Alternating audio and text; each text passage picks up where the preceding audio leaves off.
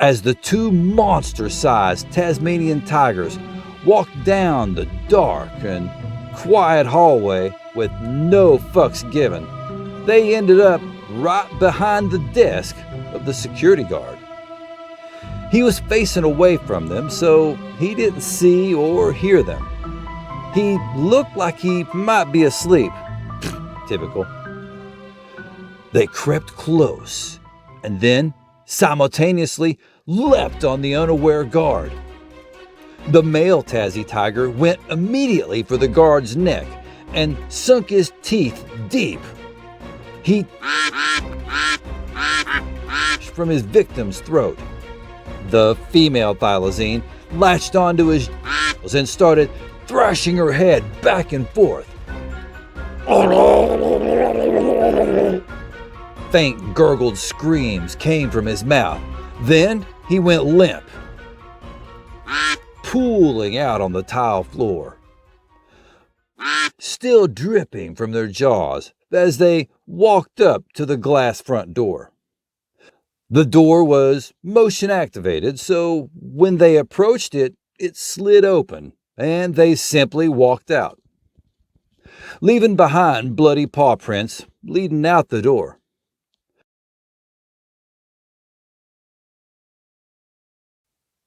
Frank and Martin have been friends for many years.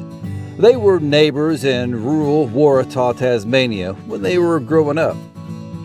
Eventually, time separated them, and they each did their own thing.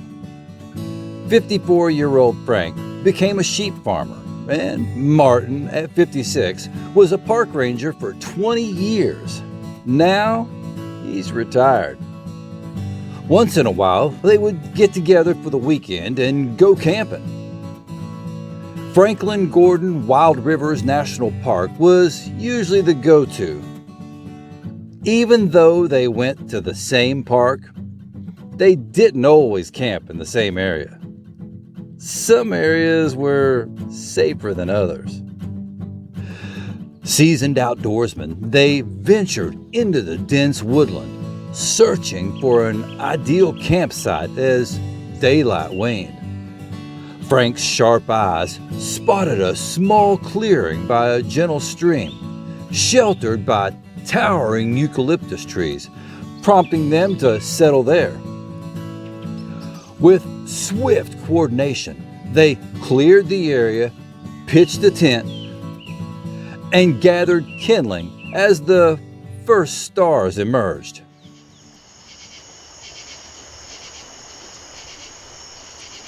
The campsite stood sturdy and secure, a testament to their shared expertise. The scent of pine infused the air as they prepared for a night of rest and rejuvenation amidst the tranquil embrace of nature.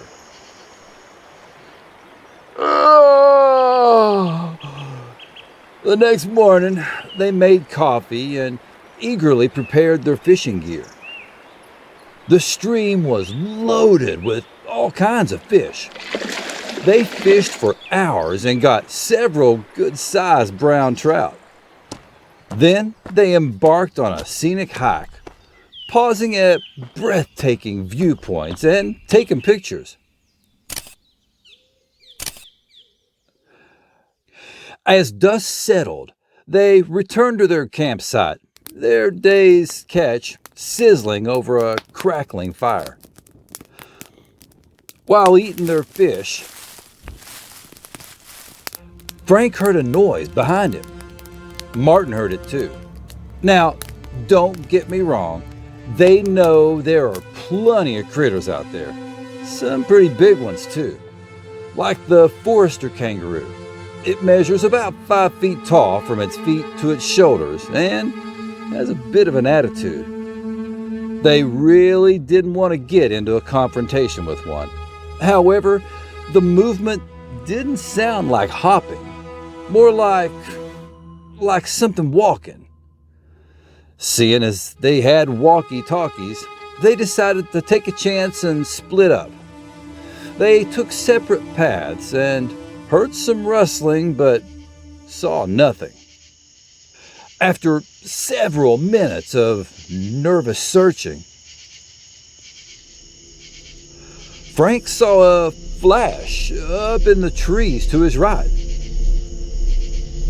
Then another. Then he heard Martin shout, "You can run all you want. You just got Kodak, you little shit." Confused, Frank said into his walkie-talkie, "What's going on, Martin? Are you okay?" "Oh, I'm good. Just gobsmacked. I just got a picture of Tassie Tiger." Stunned, Frank replied, "No fucking way. I'm coming to you." When he reached Martin, he said, Okay, show me." Martin pulled up the pictures he had taken on his phone. The first few were blurry. "Mate, these suck. Keep going." As Frank continued swiping through the photos, suddenly he stopped. His eyes widened in awe. "Are you fucking kidding me? That's impossible. They've been extinct since 1936. Martin pointed at his camera. "Then what the fuck is that?" "With my experience as a park ranger, I know what it is. It's a thylacine or a Tasmanian tiger." Frank replied, "Wow, you need to have that photo looked at." The next day, Martin sent the pictures to several different online forums, wildlife organizations, some social media groups, and nature-oriented websites. Well, I guess that's a choice. Some of the responses he got was, "Definitely a puttamullin." "I don't know, dude. A dog?" "It looks like a striped kitty cat." With the puttamullin reply getting the most likes and positive responses. Convinced he was right, he called Bob, a friend of his who was a taxonomist, someone who specializes in classifying animals into genus and species. "Hey, I didn't know either, dude. I had to look it up." Martin sent the picture to Bob. About an hour later, Bob called him back. He said, "Martin, no way in hell is that a puttamullin. Its head is all wrong and it doesn't look like it's hopping. I will tell you this though, I'm 70 to 80% sure that's a thylacine. If it's not, it's a dead ringer." What, too soon?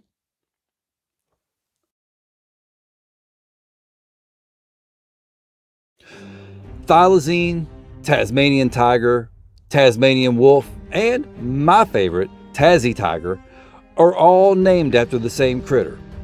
It's a carnivorous marsupial. It looks like a yellowish-brown, short-haired dog with a long tail. It has 15 to 20 distinct dark stripes running down its back and all the way down its tail, similar to a tiger. It also has 46 sharp, pointed teeth for ripping and tearing, and a huge-ass mouth. God damn, look at that thing. That's what she said. It has short legs for its size and isn't known for its speed, but does have a ton of stamina and can chase its prey for miles.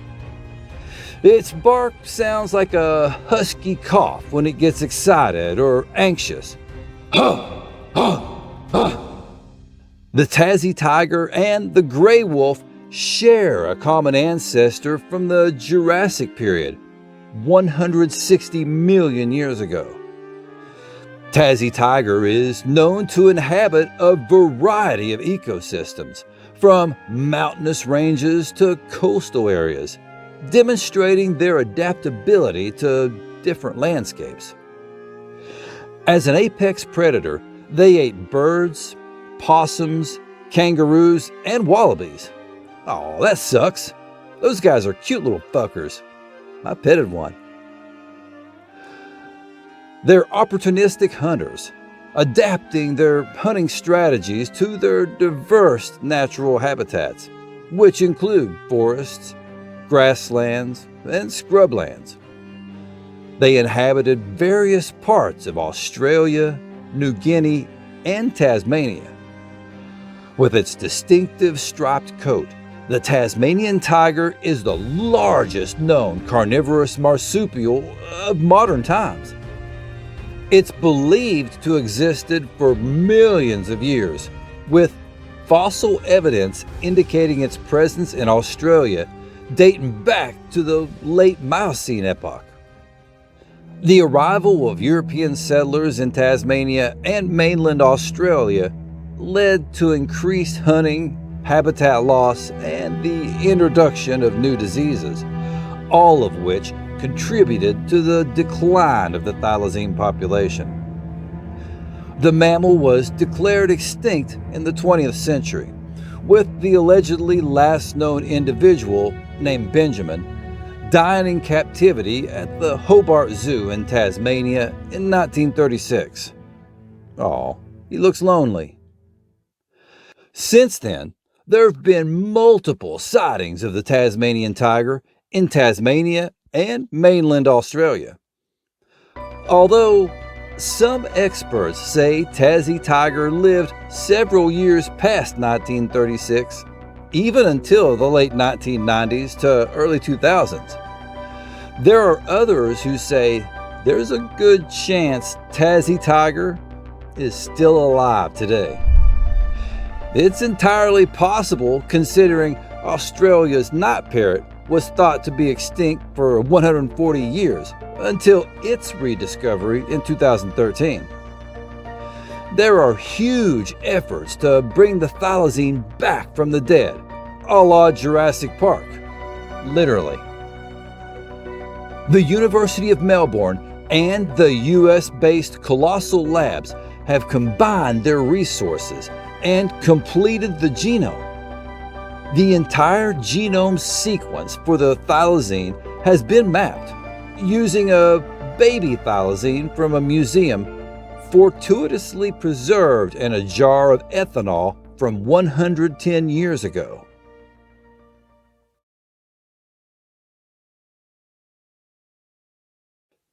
Tucked deep within the university, lead scientists Jack and Lucas at the DNA Research Department just completed what would be an earth-shattering achievement. They've spent the last 2 months mapping the entire genome sequence in the thylacine. It was brutal, but with modern throughput sequencing methods, they got it done in record time. They were able to successfully insert a thylacine fragment into a mouse. Next, they tested it on a gray wolf, since their genome was very similar. Their intent is to edit the wolf's genome to match a thylacine. The nucleus of a gray wolf egg would be replaced with an engineered stem cell of a thylacine and implanted in a live gray wolf. The embryos were embedded in several gray wolves. After several failed attempts, they were just about to give up, writing it off as an impossibility. Until, holy shit, Lucas, this one's still viable. She may go all the way to term. One day later, Lucas exclaimed, "Jackpot! Another one looks good."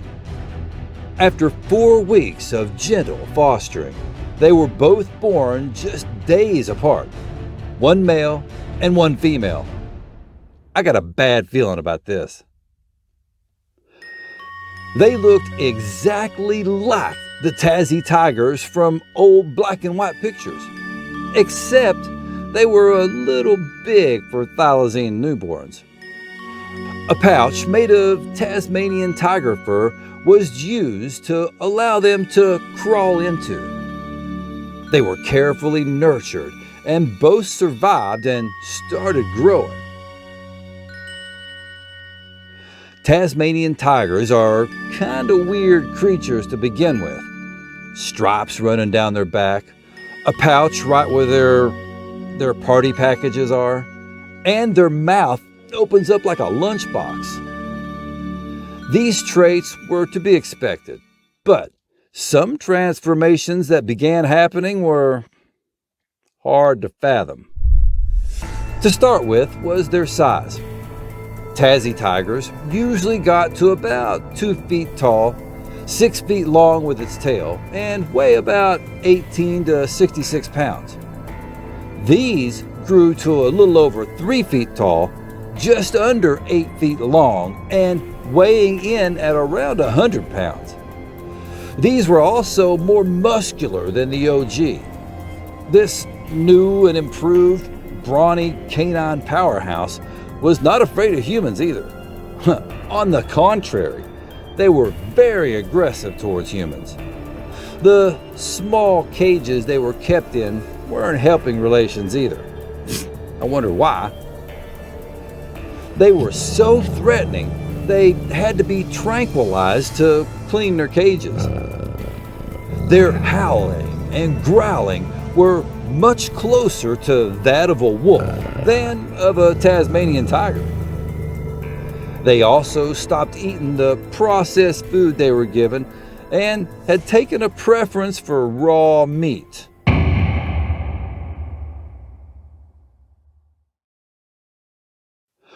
One day, after a worker cleaned their cages, he didn't properly latch the cage doors. Not sure if he was new, careless, or just lazy, but it happened. Later on in the evening, when the thylacines woke up, one of them bumped the cage door and it swung open. The other one eventually did the same. They both carefully stepped out of their tiny holding pens, hungry for fresh meat. It was late at the lab and no one was there, except the night security guard. As the two monster-sized Tasmanian tigers walked down the dark and quiet hallway with no fucks given, they ended up right behind the desk of the security guard. He was facing away from them, so he didn't see or hear them. He looked like he might be asleep. Typical. They crept close and then simultaneously leapt on the unaware guard. The male Tassie tiger went immediately for the guard's neck and sunk his teeth deep. He from his victim's throat. The female thylacine latched onto his genitals and started thrashing her head back and forth. Faint gurgled screams came from his mouth. Then he went limp, pooling out on the tile floor, still dripping from their jaws as they walked up to the glass front door. The door was motion activated, so when they approached it, it slid open, and they simply walked out, leaving behind bloody paw prints leading out the door. 2 hours later, a research assistant came into the building. Shocked, he noticed the 2 sets of dried bloody paw prints. Then he looked at the security guard's desk and saw the chair was pushed out and no one was there. He rushed over and saw the guard lying on the floor behind the desk in a large pool of... He frantically dialed 000 for emergency assistance. Then he called Lucas and Jack. He said, "I think both the Tassie Tigers got loose and fucking killed the security guard. You guys need to get here now." By the time they got there, the university was swarmed with police already writing a report, and the whole place was crime scene taped off. The 2 scientists, called everyone they could think of and formed a search party for the elusive carnivores. Even though it was still dark, the brave volunteers were eager to start right away. Since these animals were very rare and probably the last living ones on Earth, they decided on a non-lethal capture. Everyone was equipped and briefed on how to use a tranquilizer gun. After splitting up into several different groups, they fanned out and began their search. An hour passed and nothing was spotted, save some small animals. However, shortly after that, one of the volunteers, a local trapper, spotted one. He quietly took aim, held his breath, and started to squeeze the trigger. When off to his side, he heard a jarring growl. He looked in the direction of the growl and saw the other Tasmanian tiger snarling at him only feet away. He tried to swing around and shoot it, but it was too quick and jumped on it. He was able to get out a short scream before the thylacine bit his. The other Tasmanian tiger joined the melee and went straight for his. That must have been the female. He screamed in agony as the beast jerked its head left and right. Other nearby searchers heard the commotion and ran towards it. Both thylacines heard the footsteps and quickly bounded deep into the bush. With from several different places, yes, including down there, the searchers tried stopping the bleeding, but to no avail. The trapper eventually bled out before he could reach the hospital.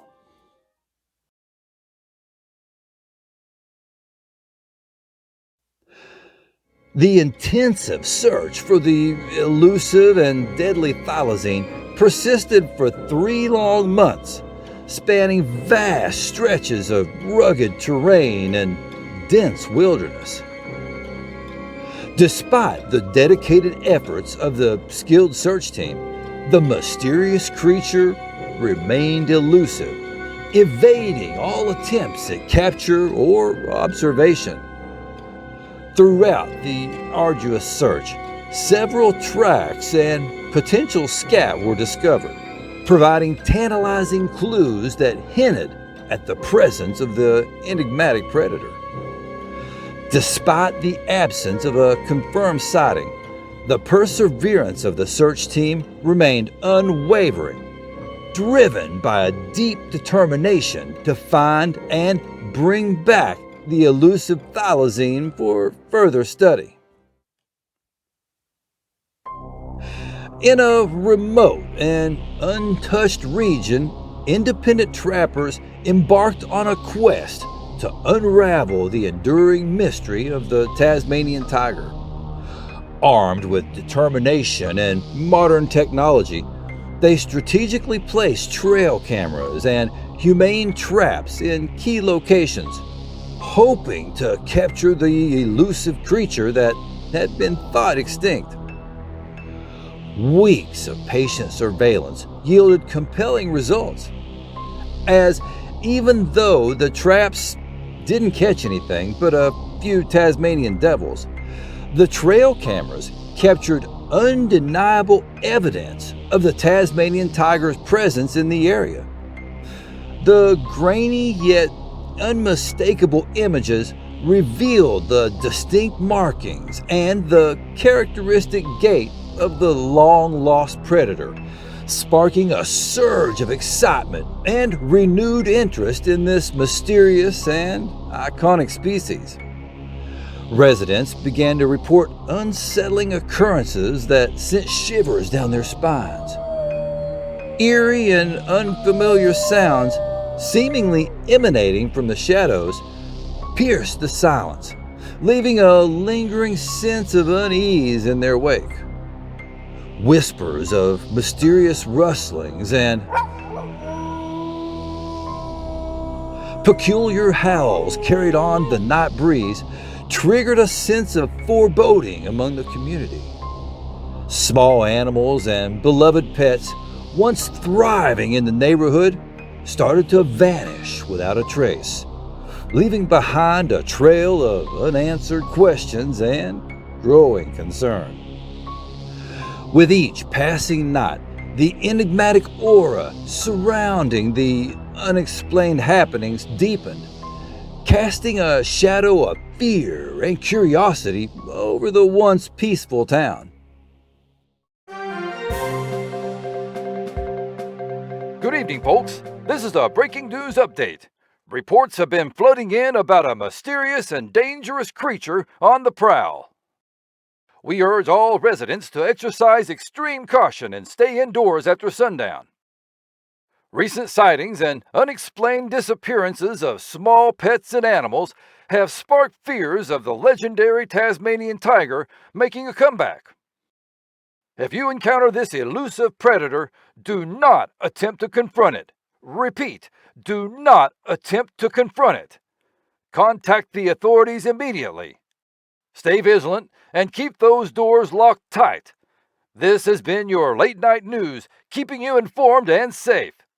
Until next time, good night and good luck. How about that crazy ass shit? Oh, before you go, I want to give you a Tassie Tiger thank you for watching this far into my video. You are the driving force behind my creativity. Your time and attention are greatly appreciated, and I sincerely hope that you found the content informing and entertaining. Thank you so much for being a part of this journey with me, and I look forward to sharing more valuable insights and knowledge with you in the future. Good old Tassie Tiger. What do y'all think of the Tasmanian tiger? Is it really extinct? Or is it possible it's hiding somewhere in the vast, uninhabited expanse of Tasmania? Let me know in the comments. Personally, I don't think it's extinct. I think it's very arrogant to think that we've searched every possible nook and cranny of Tasmania, and since we couldn't find it, it's gone forever. Plus, over 1,200 sightings, some from very credible witnesses. It won't be long before it's taken off the extinction list, whether by DNA sequencing or a few of them are caught and taken in for classification. Tassie Tigers, not done yet. Until next time, stay creepy!